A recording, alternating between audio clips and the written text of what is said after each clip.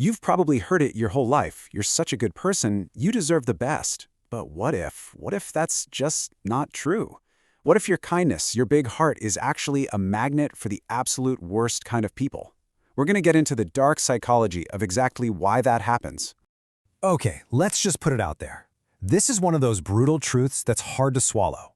The fact is, good, compassionate, wonderful people so often end up in relationships with manipulators, narcissists, emotional vampires. And it's not a string of bad luck. No way.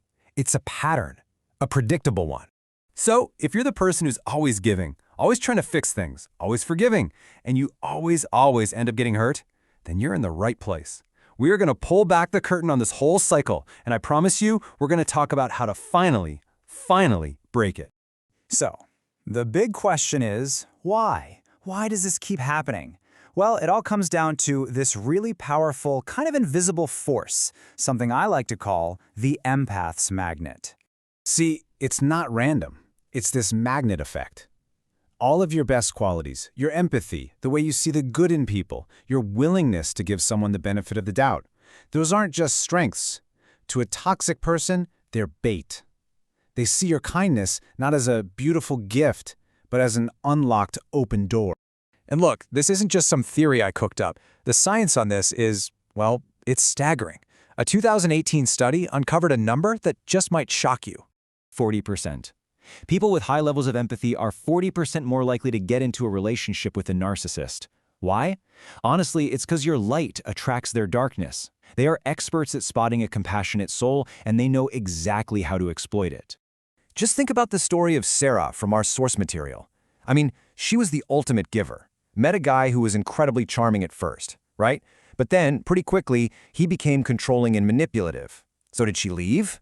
Nope. She stayed. Why? Because she saw his potential. She thought she could fix him. That, right there, is the classic empath's trap. So what's really going on under the surface?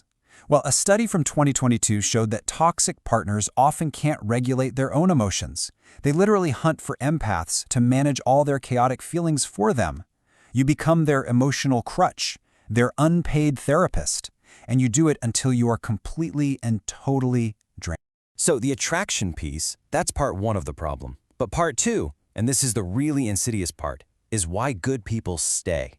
This is what we call the cycle trap, and it's built on a foundation of red flags you've been taught to ignore. Let's be real. Kind people usually hate conflict. You'd much rather just keep the peace, right? Smooth things over instead of calling out bad behavior. Well, that tendency, combined with weak or porous boundaries, makes you the perfect target.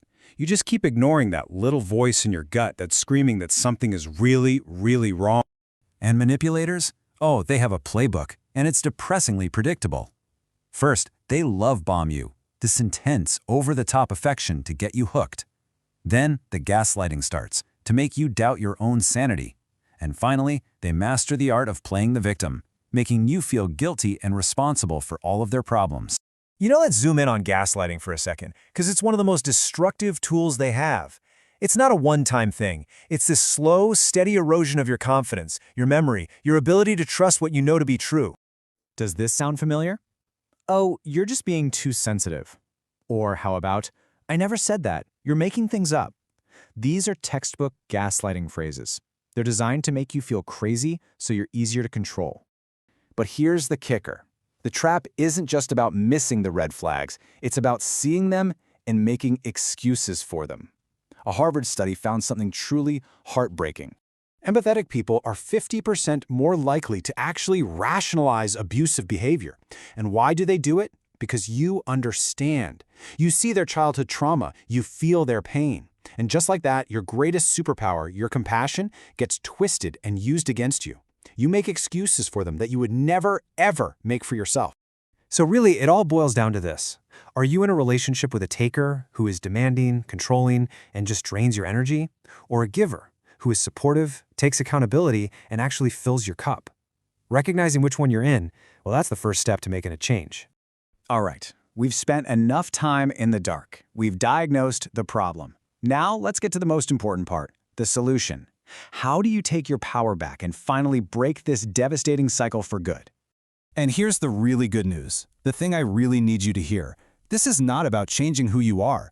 You don't have to stop being kind or compassionate. It's not about becoming cold or building walls around your heart. It's about becoming wise enough to protect the amazing person you already are. Okay, here's the game plan. 4 steps. They're simple, but they're not always easy. Number 1, set non-negotiable boundaries. No is a full sentence. Learn it, use it. 2, trust your gut. That feeling, it's not wrong. 3, do a relationship audit. Surround yourself with fellow givers. And 4, and this one's huge, you have to heal your inner rescuer. You are not responsible for fixing broken people. And about that gut feeling, science has your back. A brand new study from 2024 actually confirmed that empaths have superior intuition. So that feeling in the pit of your stomach, it isn't just anxiety, it's data. Start treating it like the valuable intelligence that it is. So remember, the goal isn't to build a fortress that no one can ever get into. It's to build a gate with a lock. You control who gets access to your incredible energy. It's about evolving from just being nice to being truly kind. And that starts with being kind to yourself. When it comes down to it, your kindness is a superpower. It truly is. But every superhero needs a suit of armor. Your armor is your boundaries. It's your intuition. It's your non-negotiable sense of self-worth. You have the heart. Now it's time to build the armor. So I'll leave you with this one last thing to think about. Is your kindness a gift that you choose to share with deserving people? Or is it a resource that you're just allowing to be stolen? The choice, from this moment on, is all yours. Protect that heart.